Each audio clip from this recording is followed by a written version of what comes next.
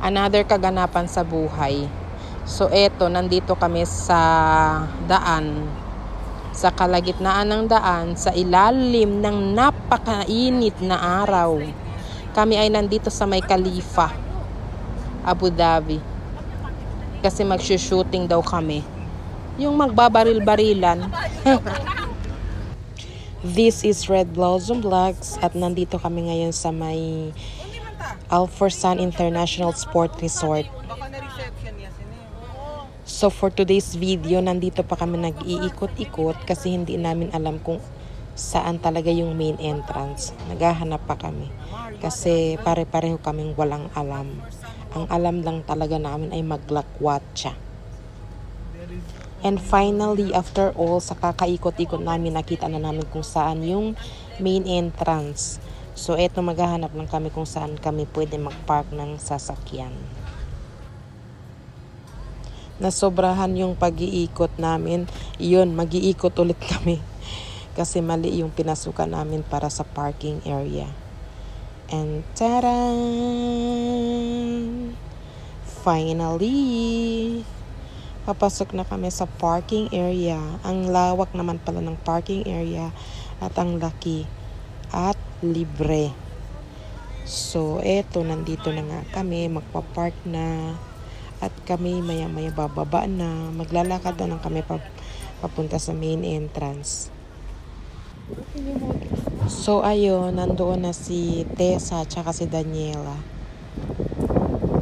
Nakatakip pa yung mga ulo. Kasi nga sobrang init sa labas. Naka 42 ata yung temperature. Ito pala dito yung main entrance ng Al Forsan International Sport Resort. Taran! Andito na kami sa reception at papasok na kami doon sa may ibang reception ng para sa shooting. Kung mahilig kayo sa sport, marami silang mga sports dito. May shooting, may surfing, may yung horse riding, may karting, at marami pang iba.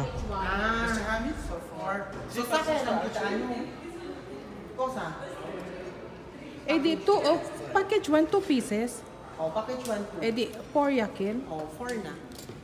So, how many card? Di 270 kwanto? Kay kwan lang man di 370 6 7 700 kin? No, 700. Huh? Give me your ID, please, yeah? You have the card? Yeah.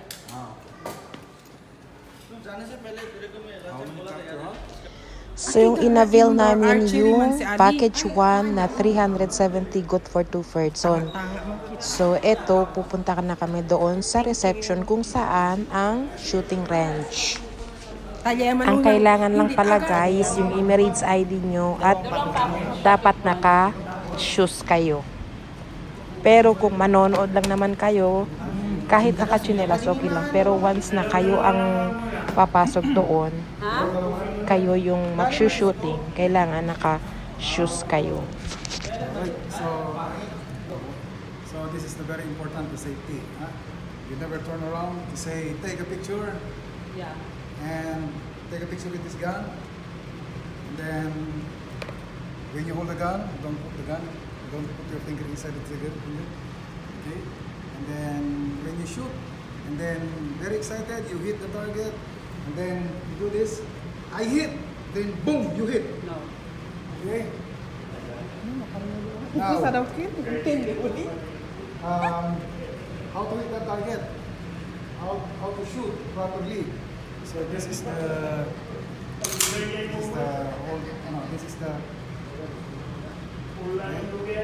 So you keep this finger out from here all the time, unless if you are ready to shoot. If you're ready to shoot, keep your finger inside because you are ready to shoot. But make sure you point this gun only in your target. Never turn around with the Trigger. position. Okay.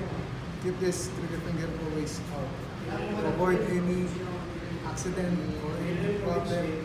So we don't want to do that. Okay? Always your finger outside. Yes. Then when you feel the support from your right hand, okay, this one. So exactly in the middle, not this one because this is the bone. So if you put this hand like this. Bone at the back of this gun. Then recoil, you might get hurt. So much better keep this one here. So recoil, no problem, safe. Okay? I want you to put this hand like this. Keep your three finger on the grip.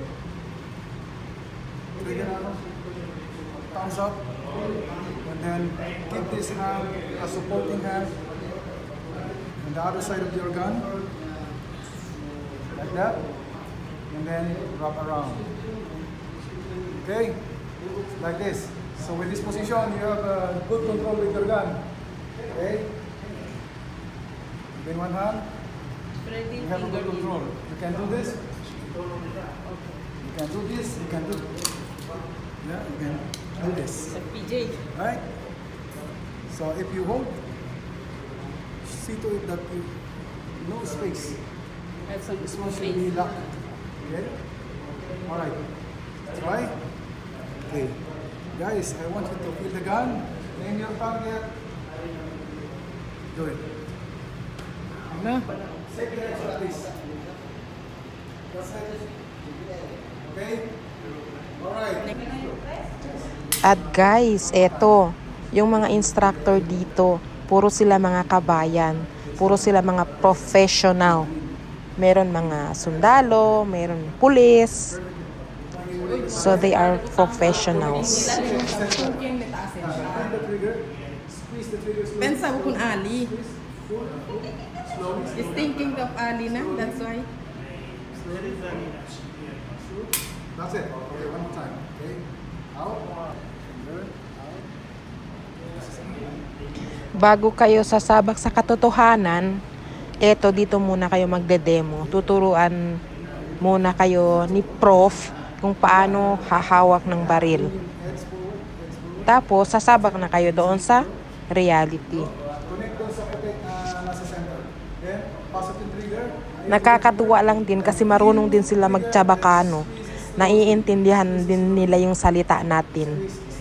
Kasi yung si kuyang isa na matagal din daw siya nakatira dati sa Zamboanga. So itong si Prof na nagtuturo sa amin, marunong din siya at naiintindihan din niya yung salitang Chabacano.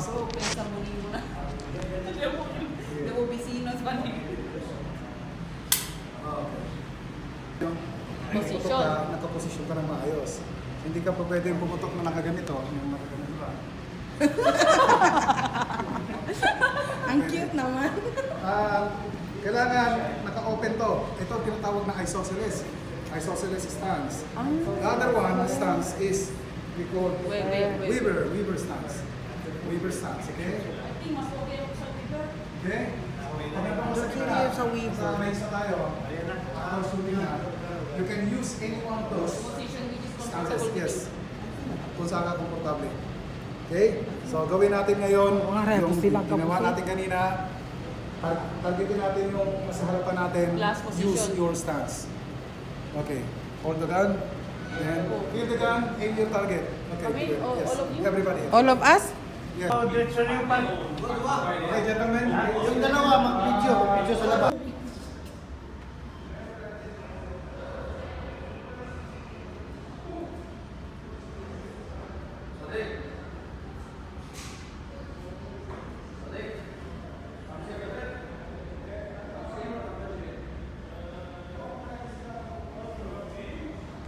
So nauna kaming dalawan ni Tessa sumabak sa shooting para si Daniel ang magvi-video sa amin. Kasi mahirap kung sabay-sabay kaming tatlo, wala kang magvi-video sa amin. Kaya nauna na kaming dalawa. Para pag siya naman, kami naman ang magvi-video sa kanya.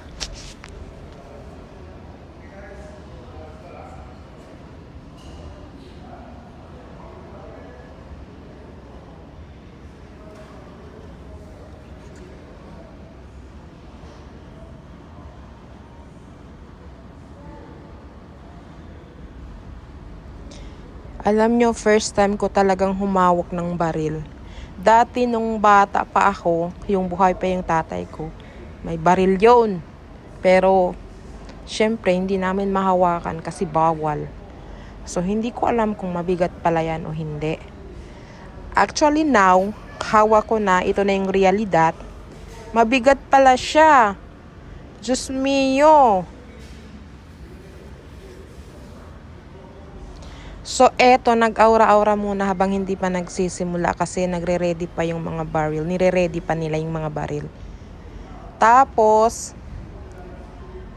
kanina yung nagde-demo, nanginginig yung yung braso ko. Hindi ko alam, excited ba or ano.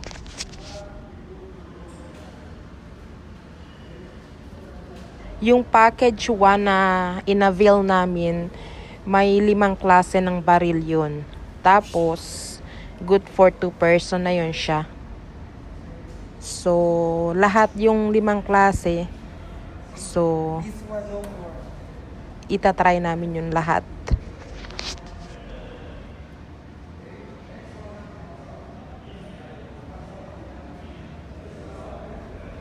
So, eto na yung katotohanan. At mag-uumpisa na. Natatawa ako sa sarili ko kasi wala naman talaga akong kaalam-alam. Pero, curious lang talaga ako. At least, ma-experience ko man lang ito. Kahit wala akong alam. 'Di ba? Iba kasi yung may experience ka, tsaka iba yung nakikita mo lang, iba yung naririnig mo lang, iba yung actual talaga na ikaw talaga sarili mo na sumabak. Kaya, I'm proud of myself. Although I don't know anything about this, at least I did my best. Char! So, eto na yun, guys. Kasi, tingin ko pag yung nandito na ako na yung talaga sa katotohanan na tayo, ha. Yung ako na yung may hawak ng baril. Alam nyo yung mata ko parang naging malabo. Hindi ko na makita kung nasaan yung papel. Hindi ko na alam kung saan. Saan na nakatutog yung baril.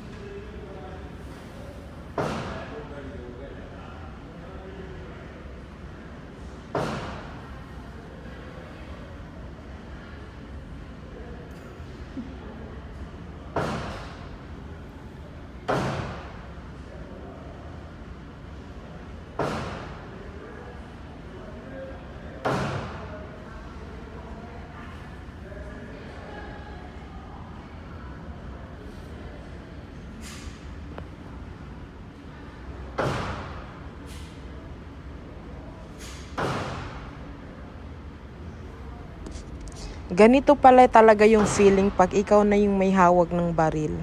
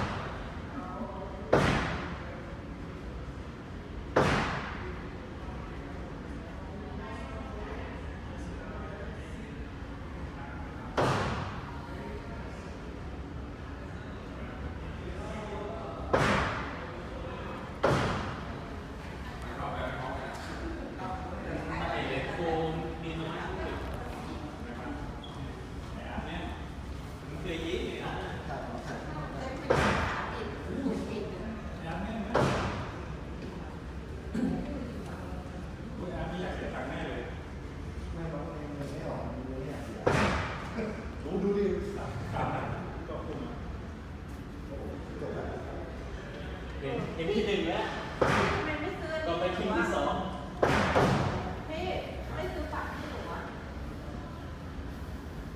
แล้วก็ญาติจะไปยิงเห็นที่หนึ่งแล้วต่อไปคิวที่สองยิงกับพี่ไหมผมว่าเข้าไปไม่ได้เข้าไปเวลาเข้าไปมันมีคนใช่เราเข้าไปผมก็จะประมาณนี้มาซื้อไหมมาซื้อกันไหมไม่ต้องแป๊บนึงก่อนอะไรดิทานอยู่ทานอยู่อุ้ยอันนี้สูตรจริงเหรอ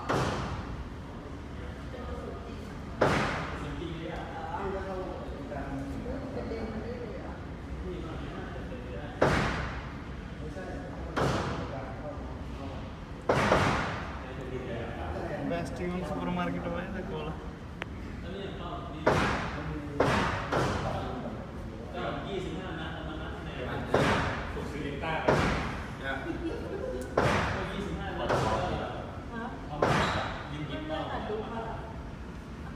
ขาเช็คปืนจริงกับสูตรจริงเลยเนาะ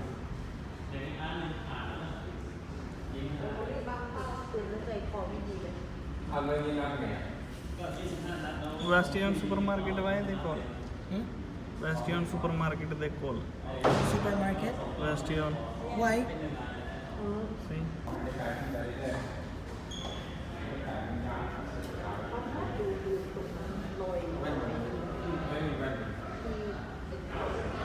ข้างขวาเขามองไม่เห็น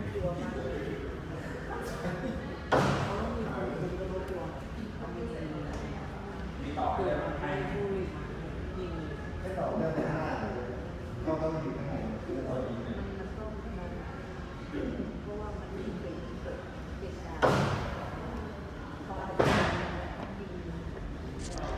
Sa 5 baril na hinawakan ko, ito yung pinaka-favorite ko. Yung Scorpion. Parang magaan siya. Tapos, pronto ele asenta. Hindi yung takidabula. Bonito el Scorpion. Maganda kasing Scorpion. Ewan ko lang kasi first time ko. Pero para sa akin, nagustuhan ko yung Scorpion.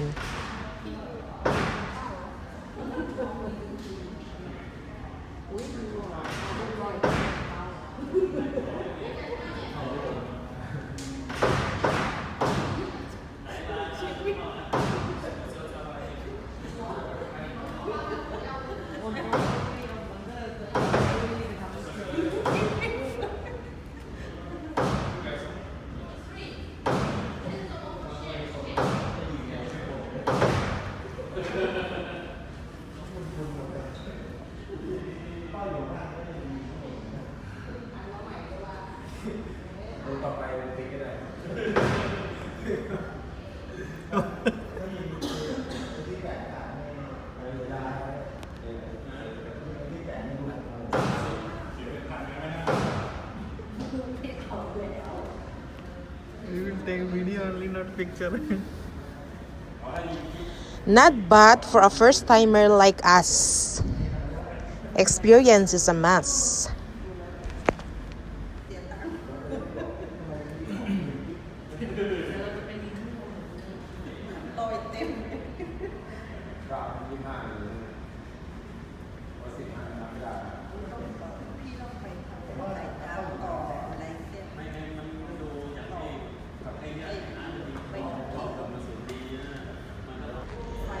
So dito nagtatapos yung video natin. Please support guys. Thank you for watching. Don't forget to like, comment, and share. God bless everyone. Thank you, thank you, thank you, thank you.